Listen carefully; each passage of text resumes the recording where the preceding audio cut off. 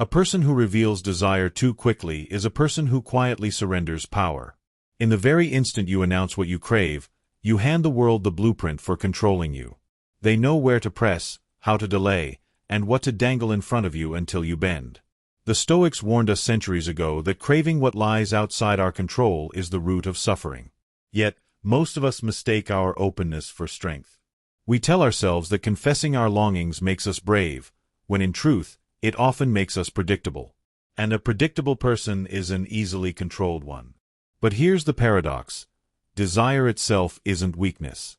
The weakness comes when desire is exposed, when it leaks out as hunger others can exploit. The one who contains desire, who channels it inward with discipline, becomes untouchable. Freedom isn't found in declaring what you want. It's found in refusing to let what you want own you. If you're ready to step into that kind of freedom, if you're seeking clarity, strength, and the discipline of Stoic wisdom, then please subscribe. Think of it as committing to your own growth, to walk a path of resilience, wisdom, and self-mastery. Desire revealed is leverage given. The moment you make your hunger visible, you place yourself in a position where others can use it against you. Imagine walking into a negotiation and confessing, "I'll do anything for this job." What happens next? You've told them where to press. They know you'll tolerate long hours, unfair treatment, even disrespect, because you've announced your desperation. Or picture whispering to someone that they mean everything to you. Suddenly, the silence they give you carries more weight than their words ever could. By admitting what you can't live without, you hand them the power to make you restless, anxious, or compliant. Epictetus once said, "Freedom is the only worthy goal in life. It is won by disregarding things that lie beyond our control."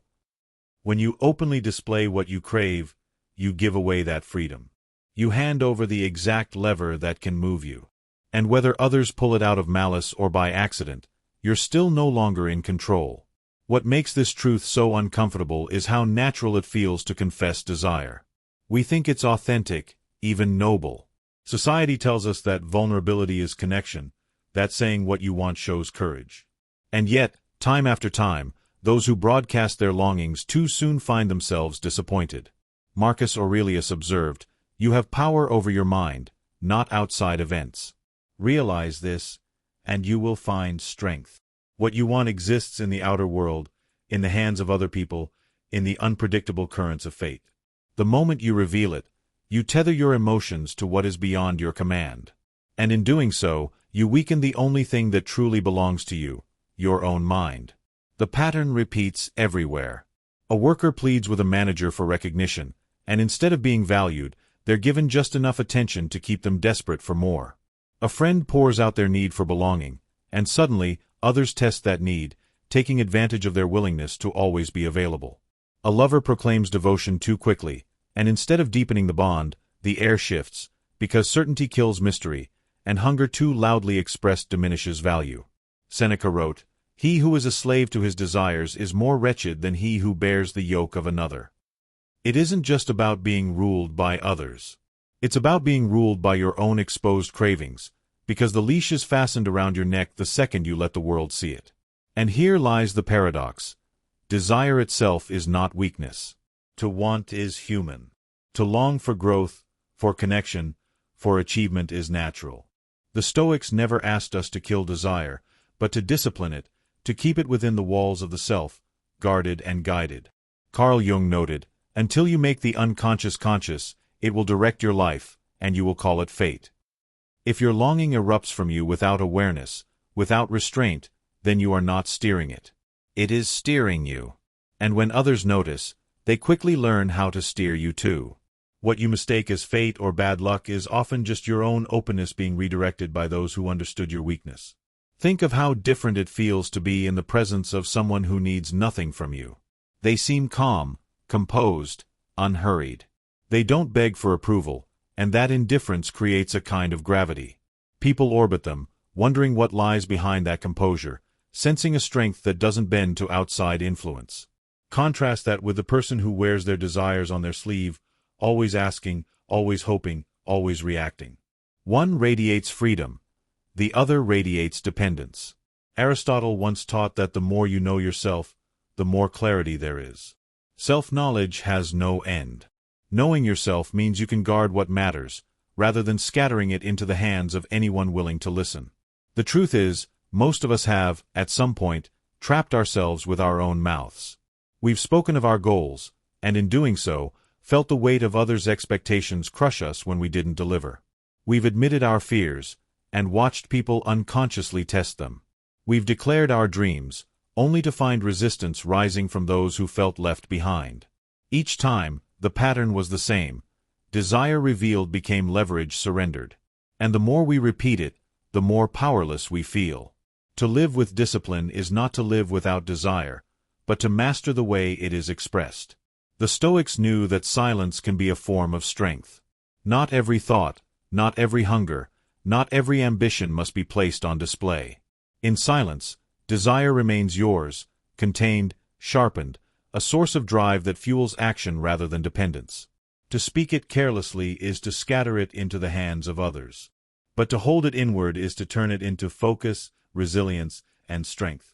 So, the next time you feel the urge to announce what you long for, pause. Ask yourself whether exposing this desire will give you more freedom or less. Because the truth is, desire revealed is leverage given. And the one who learns to hold it with patience, with composure, with discipline, will always stand taller than the one who reveals it too soon. Most people reveal their desires, thinking it's a sign of strength, a badge of authenticity that proves they're honest and open. They say, "I just really want this," and they believe that by putting their heart on the table, they're showing courage. But honesty without discipline isn't strength, it's exposure. It's like walking into a room of strangers and handing each one of them the keys to your house. The words may feel noble as they leave your lips, but what you've really done is surrender the very thing that was yours to protect. The Stoics warned us again and again that what we reveal without control becomes the starting point of our suffering. Epictetus reminded us that the first step toward mastery is not in gaining the approval of others, but in mastering our own impulses. And yet, how often do we confuse the impulse to speak with the wisdom to remain silent? Think about the subtle trap built into openness. You believe that by showing where you are tender, where you ache, you're making a bond. You think people will honor that trust. But in reality, what you've done is place your well-being in their hands. The moment you say, "This matters to me more than anything," you've given someone else the power to withhold it, to test you, to control the rhythm of your emotions. Seneca once wrote, "He who is brave is free." True bravery isn't in blurting out every longing. It's in having the strength to hold it, to carry it without scattering it for others to toy with. To keep what matters guarded isn't deception, it's wisdom. Why does this mistake happen so often? Because openness feels good. It feels cleansing, like dropping a heavy weight. And for a brief moment, you feel closer to the one who hears you. But that feeling rarely lasts, because what was sacred is no longer fully yours. Once spoken, your desire becomes something others can delay, deny, or manipulate. Marcus Aurelius warned that we suffer more from our own opinions than from the world itself. When you reveal desire, you're not just giving others a tool. They may never use it against you, but your own mind will. You'll begin waiting, watching, anticipating their response. Their silence will now feel louder, their words heavier. Suddenly, your peace depends on them, not you. Carl Jung offered a striking observation. The privilege of a lifetime is to become who you truly are. But when you broadcast every longing without thought, you're not becoming yourself.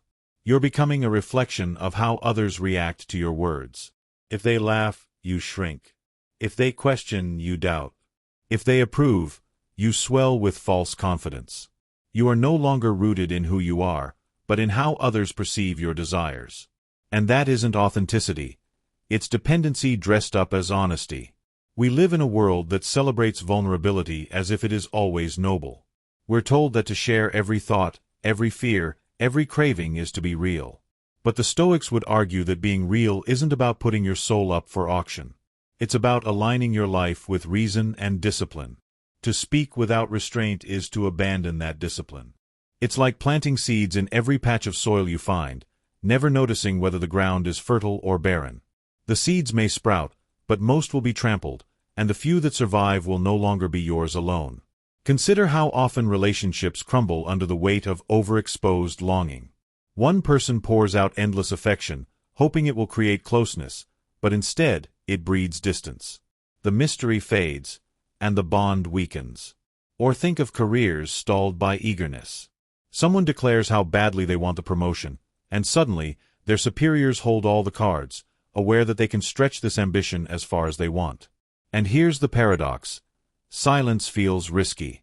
We fear that if we don't voice our needs, no one will notice them. But silence doesn't erase desire. It protects it. It keeps it within your control, so you can act on it with calm focus instead of scattering it recklessly. Jung warned that the things we leave unconscious will rule our lives. And openness without reflection is exactly that. Unconscious. You speak because the desire pushes its way out, not because you've chosen the right time or the right person. That is not mastery. That is compulsion. The path of Stoicism doesn't demand that we hide forever, but that we choose wisely what to reveal and when. Just as a skilled builder doesn't show the blueprint of a structure before it's ready to stand, so too should we guard the blueprint of our inner world. What you reveal too soon can collapse under pressure. What you guard, however, grows stronger. So the next time you feel the urge to say, "I just really want this," stop and ask yourself, does speaking it make me freer or weaker? Because openness without restraint is not authenticity, it's surrender. And the one who learns to hold their desires quietly, to act on them with composure rather than announce them in desperation, is the one who rises above manipulation. The world may praise constant vulnerability, but wisdom lies in discernment. Not every truth must be spoken. Not every hunger must be confessed. The strongest connection you can build is the one with yourself. The ability to know your desires deeply without handing them away carelessly. That is where real honesty begins. Hunger is always visible. Even if you try to hide it with words or gestures, people can sense when you want something too badly. It leaks out in your tone, in your body language, in the way your attention clings to what you desire. And once it's seen, it changes how others treat you. Mystery doesn't invite attack. Need does. Show desperation, and you create an easy target. Not because everyone is cruel, but because human psychology naturally responds to hunger with control. Seneca once warned, "He who is everywhere is nowhere." The one who spreads themselves thin, who shows everything and hides nothing, loses the depth of their strength. In the same way, when you scatter your energy in craving and exposure, you lose the gravity that makes others respect you. Think of how this plays out in ordinary life.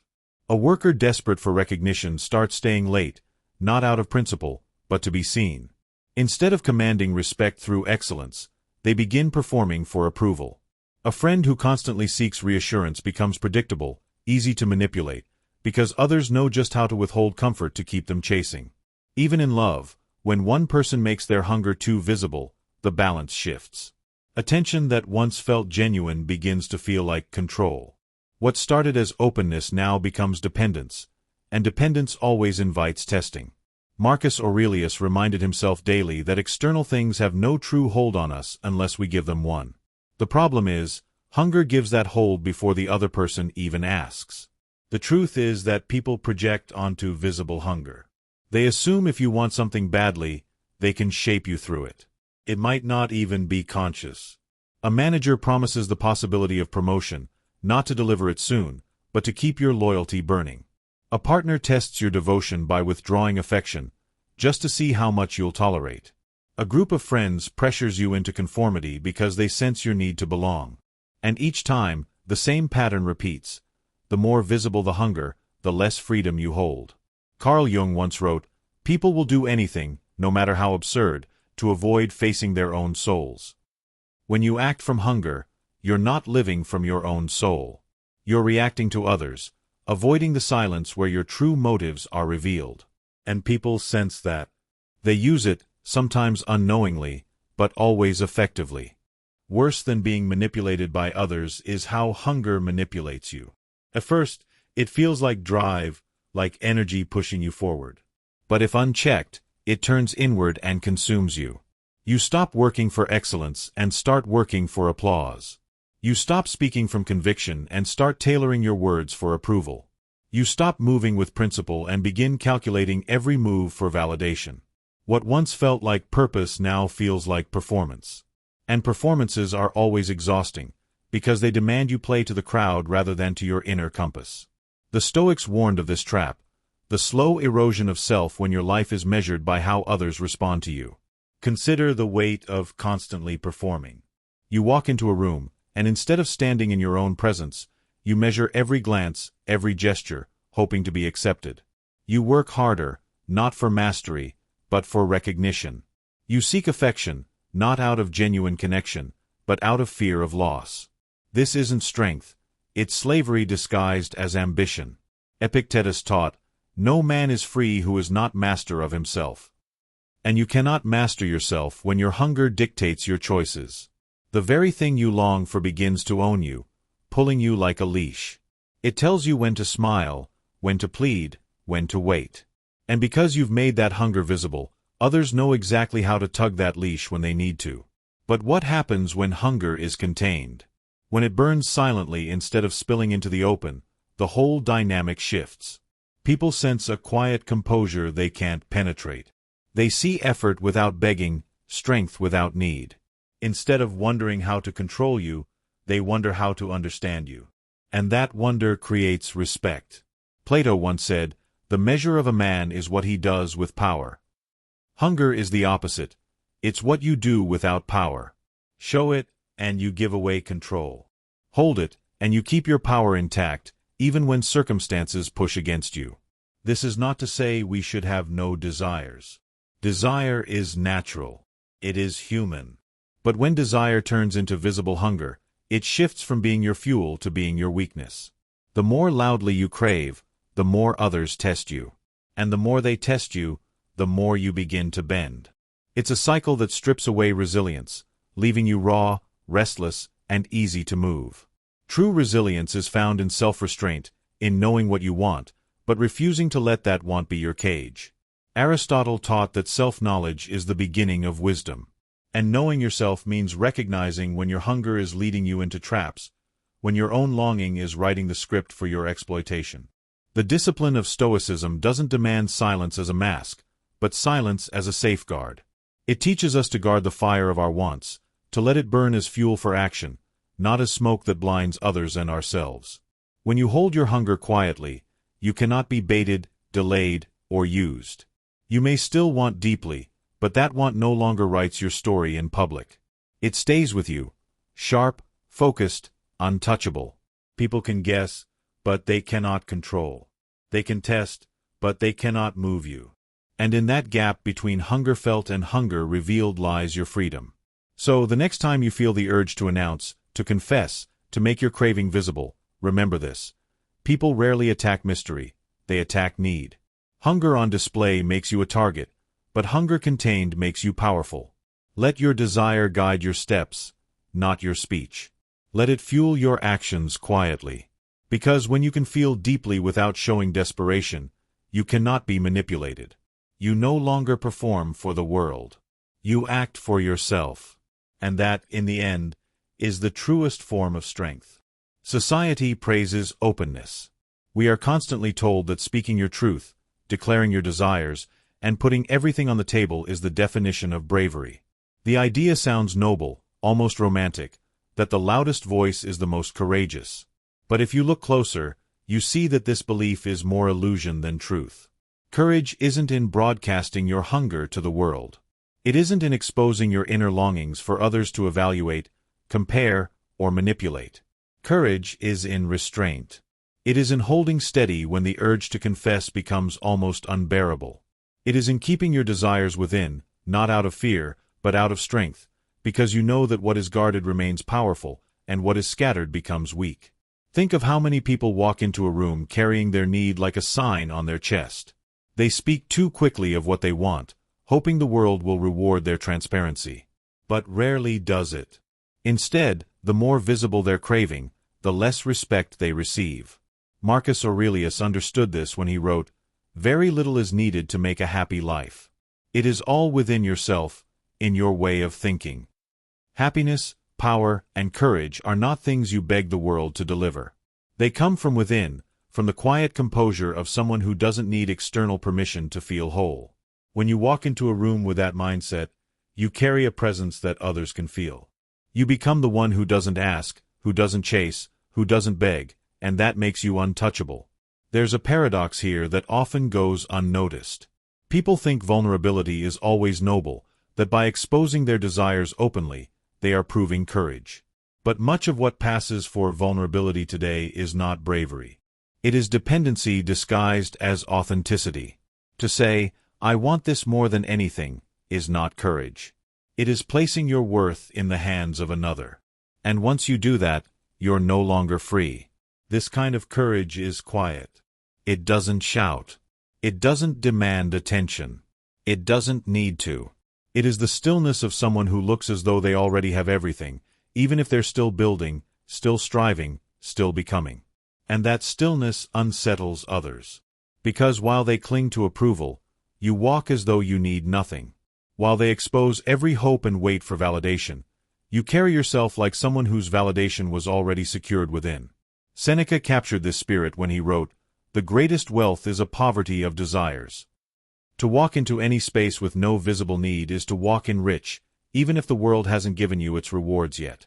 Notice how differently people respond to those who seem content. They respect them, even if silently. They become curious, even envious. They wonder, what does this person have that I don't? And what unnerves them most is that they cannot find the answer, because it isn't in material possessions or in obvious desire. It's in an inward discipline, a hidden source of strength that refuses to beg. Aristotle once said, "Courage is the first of human qualities, because it is the quality which guarantees the others." And courage, in this sense, doesn't come from expression. It comes from control. It guarantees your freedom, because it ensures you are never too dependent on what lies outside of you. The illusion of courage in expressing desire is seductive, because it feels bold in the moment. Saying what you want gives you a rush, a sense of relief, as though you've proven something to yourself and to the world. But that rush fades quickly, and in its place comes exposure.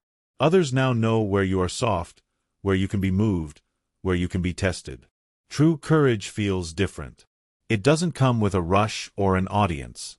It comes in silence, when you resist the easy comfort of spilling everything. It comes in patience, when you act with purpose instead of impulse. It comes in composure, when you move through the world as if nothing outside you can truly disturb what lies within. This is the courage the Stoics lived by. The courage not to fight battles for validation, but to stand untouched by the need for it. It is harder, quieter, and infinitely more powerful. So when you feel that pull to declare your desires boldly, to show the world what you long for, pause and ask yourself if this is courage, or if it's simply craving dressed up as bravery. Remember that the world doesn't respect the one who begs, but the one who looks as if they already hold everything they need. The former reveals weakness and becomes dependent. The latter embodies courage and becomes free. And freedom, as every Stoic understood, is the only ground on which true strength can stand. There is a strange and undeniable power in indifference. Not the cold indifference of apathy, but the disciplined indifference of someone who feels deeply and yet refuses to be ruled by it. To want something with intensity, but reveal nothing, is to become ungovernable.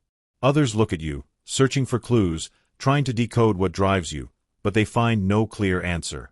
And that uncertainty unsettles them. People are far less disturbed by someone who openly shows their hunger, because hunger is predictable. What truly rattles them is the one who can want, yet remain still, the one who can burn inwardly, yet appear untouched outwardly. In that stillness, you become unreadable. And in being unreadable, you become powerful. When you carry yourself with indifference, you shift the balance of control. The person who appears desperate is always at the mercy of others. Their emotions are tied to outcomes, their moods dictated by approval, their strength dependent on whether things go their way. But the one who moves as if nothing is owed to them, as if nothing outside themselves can make or break their spirit, holds the upper hand.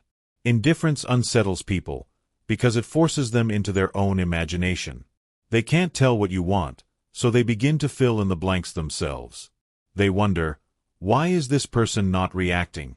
What are they thinking? What are they planning? And in that silence, Their own fears surface. They project motives. They anticipate moves. They prepare defenses against threats you may not even have considered. Meanwhile, you remain steady, not because you are plotting endlessly, but because you are unbothered by the noise. Carl Jung once noted, "Where wisdom reigns, there is no conflict between thinking and feeling." True indifference harmonizes both. It allows you to feel deeply, while still thinking clearly, without letting emotions pull you into chaos. Look at any environment, workplaces, relationships, social circles, and notice who gets tested the most. It is rarely the one who stands calmly detached. It is almost always the one who makes their longings too obvious. When you declare openly, "I need this opportunity," or "I cannot live without this person," you invite trials. But when you act as though your life is full, with or without what others offer, the trials diminish, not because the world suddenly becomes kind, but because people hesitate to test those who don't seem to need them. Aristotle wrote, "The ideal man bears the accidents of life with dignity and grace, making the best of circumstances." That is the heart of indifference, not to stop caring, but to carry yourself with dignity, regardless of outcome. What makes indifference powerful is that it gives you options. When you're consumed by need, you trap yourself. You wait anxiously for someone else's decision, for their validation, for their acceptance. But when you cultivate indifference, you regain freedom. You're no longer bound to one outcome, one person, one path. You can walk away, and walking away becomes your strength. Epictetus taught, "It is not things themselves that disturb us, but our judgments about them." When you release the judgment that one specific outcome defines your worth, you stop being disturbed. You act. You move forward. You adapt. But you never beg. And make no mistake, people notice. They notice when you are not easily moved. They notice when you do not react to provocation, when you don't collapse under pressure, when you don't cling to them for validation. And that notice transforms into respect, even if it's never spoken. It makes you harder to manipulate, harder to predict, harder to undermine.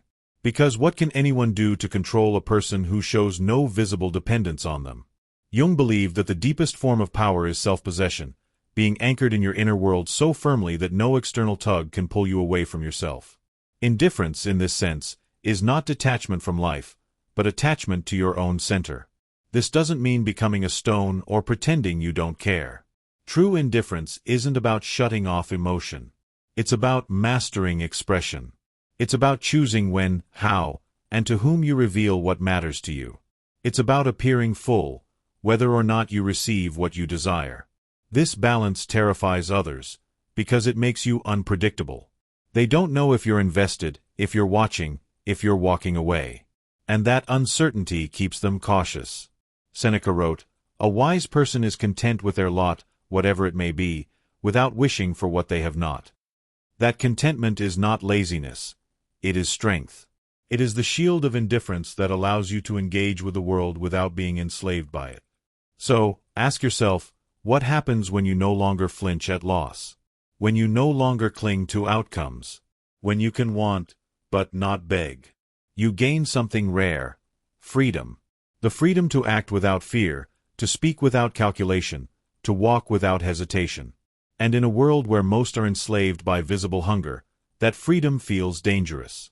It is the power of the one who cannot be bribed, cannot be threatened, cannot be cornered. It is the quiet strength of indifference. The Stoics never taught us to kill desire. They taught us to master it, to hold it within, so that it fuels us but never controls us. And that mastery creates a presence that is rare in any age, a presence that feels calm, grounded, and beyond reach. Indifference, in its truest form, is not the absence of caring. It is the absence of enslavement to care.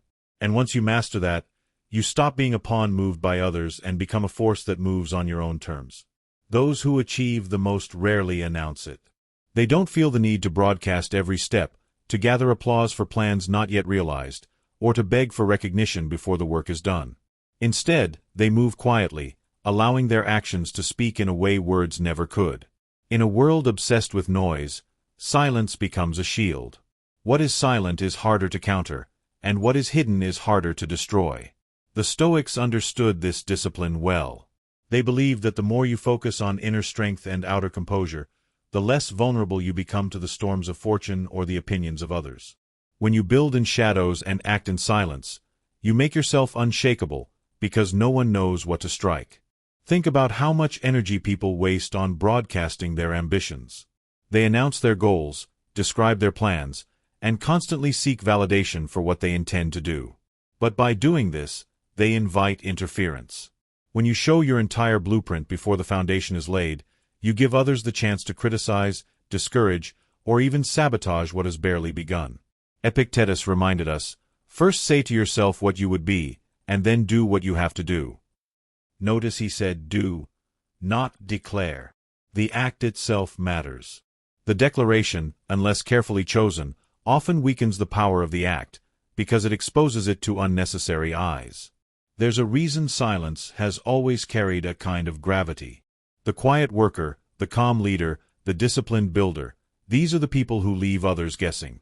Curiosity builds around them, because their movements are not obvious. They do not brag about what they will do. They arrive with results already in hand. Marcus Aurelius once wrote, "The more we value things outside our control, the less control we have." Announcing your goals places them outside your control, into the minds of others who may not understand, who may resent, or who may simply wait for you to stumble. But guarding them, keeping them close until they are realized, preserves your control and ensures that when you reveal something, it cannot be easily undone. There's also a psychological truth at play here. People tend to overestimate those who remain silent. When you don't explain yourself, when you don't reveal every detail, others begin to project their own assumptions onto you. They may assume you are doing more, planning more, or capable of more than you actually are. And that projection itself becomes power. Contrast this with those who expose everything. Their constant updates, explanations, and declarations create no mystery. They may seem open, but openness without discernment often leads to fragility. When setbacks come, the world watches them falter, because they made their journey public. But the one who works quietly avoids this weight. Failures are lessons learned in private, not public spectacles. Successes arrive without warning, surprising those who never saw them coming. Seneca wrote, "It is a rough road that leads to the heights of greatness." That road is easier to walk when you don't carry the burden of other people's expectations on your back. Silence lightens the load. Operating quietly also protects you from one of the most dangerous traps, dependency on praise. When you announce your every move, you begin to crave acknowledgement. You want people to cheer you on, to affirm your progress, to reassure you that you're doing well. But that dependence erodes discipline. Instead of focusing on the work itself, you begin to work for the response. Silence breaks this cycle. When no one knows what you're building, you work for yourself alone. The validation comes from within, not from the applause of others. Aristotle wrote, "The energy of the mind is the essence of life." That energy is squandered when it is scattered outward for approval. In silence, it is preserved, concentrated, and directed toward creation. And notice how the strongest figures in history often embodied this principle. Their power wasn't in constant display, it was in restraint. They didn't reveal their plans until the plans had already matured. They moved step by step in shadows. And by the time others realized what they were doing, the work was complete. It's not about secrecy for its own sake. It's about protecting your momentum. Noise interrupts rhythm. Silence protects it. Jung understood this as well when he said, "In all chaos, there is a cosmos. In all disorder, a secret order." To outsiders, your silence may look like chaos, like absence, like drift. But to you, it is order. It is deliberate. It is construction taking shape without interruption. The discipline of building in shadows and acting in silence is not about hiding forever. Eventually, your results will speak, and when they do, they will speak louder than any words could. The difference is that by then, the results are undeniable. No one can dismiss them as fantasy or sabotage them as premature ideas. They exist, and they carry the weight of surprise. Seneca reminded us, "The greatest blessings of mankind are within us and within our reach." One of those blessings is the strength to guard what matters until it is ready to stand on its own. So, ask yourself, what might you achieve if you stopped announcing, stopped seeking, stopped explaining? What could you build if your energy wasn't diluted by noise, but concentrated in silence? The truth is simple. When you operate quietly, the world cannot interfere. The results arrive before anyone has the chance to stop them. And those results, revealed only when solid, are stronger than anything that was broadcast too soon. In a culture addicted to attention, the rarest form of power is silence. And the one who learns to build in shadows doesn't just protect their vision. They guarantee that when it arrives, it cannot be ignored. To want is natural. To crave is human. Desire itself is not the enemy. It's part of what gives life energy, direction, and meaning. The Stoics never told us to kill desire. They told us to master it. They saw desire as fire, useful, powerful, even necessary. But like fire, it can destroy when uncontrolled. Contained properly, fire warms, strengthens, and builds. Uncontained, it consumes. The same applies to the longings inside of us. When you pour them out too freely, the heat escapes, scattered into the air, leaving you weaker than before. But when you hold desire close, protect it, and feed it with discipline, it becomes a force of momentum, driving you forward in silence, while others burn out in noise. This is the paradox most people miss. They think that to feel something strongly, they must express it strongly. But raw expression often dilutes the very energy it was meant to carry. Think of someone who tells everyone their plans, their dreams, their goals. At first, it sounds inspiring, but soon, the words lose weight. People stop listening. Worse, those dreams now belong partly to the audience, subject to their judgment and interference. Marcus Aurelius once reminded himself, "Waste no more time arguing about what a good man should be. Be one." Desire works the same way. Waste no more time declaring what you want. Build it. Contain the fire, so it fuels your actions, not your announcements. There is a quiet strength in restraint, not repression, but refinement. When you feel the surge of longing and yet remain composed, you prove to yourself that you are its master, not its servant. Think of how nature works. Rivers flow with power, not because they scatter water in every direction, but because their force is contained within banks that guide them. A dam doesn't stop water from existing. It harnesses the energy so it can generate strength. In the same way, when you hold your desires within, they gain intensity.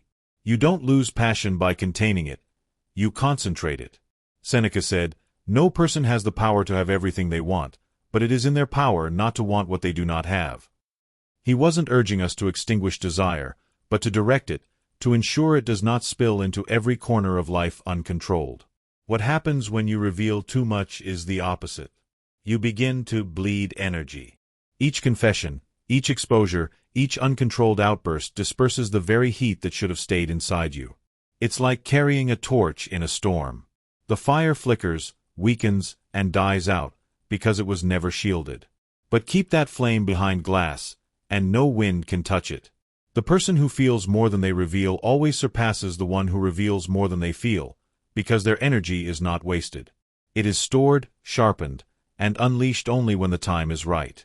Consider how often people sabotage themselves by scattering their fire.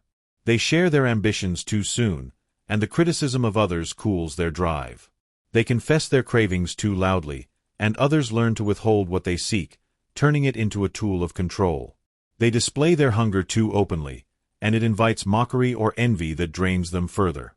But the one who holds steady, who keeps their fire close, cannot be manipulated. Others may sense the heat, but they cannot touch the flame. That makes them unpredictable, untouchable, and dangerous in the most disciplined way. Containment also reshapes how you experience setbacks. When desire is scattered into the world, every obstacle feels like humiliation, because your longing was public and your failure visible. But when your fire burns quietly within, setbacks are fuel. They are added wood, not gusts of wind. You recalibrate. You redirect, but you never lose power, because no one else holds your flame. Epictetus wrote, "It's not what happens to you, but how you react to it that matters." Containment gives you control over that reaction. Instead of collapsing, you absorb the moment into your energy, and the fire grows. It's important to remember that containment doesn't mean coldness. To feel deeply and yet remain composed is not to be unfeeling, it is to be strong. It means your emotions do not spill out to weaken you, but stay within to strengthen you. Jung once said, "Your vision will become clear only when you look into your heart. Who looks outside dreams. Who looks inside awakes." Containing desire is this inward awakening.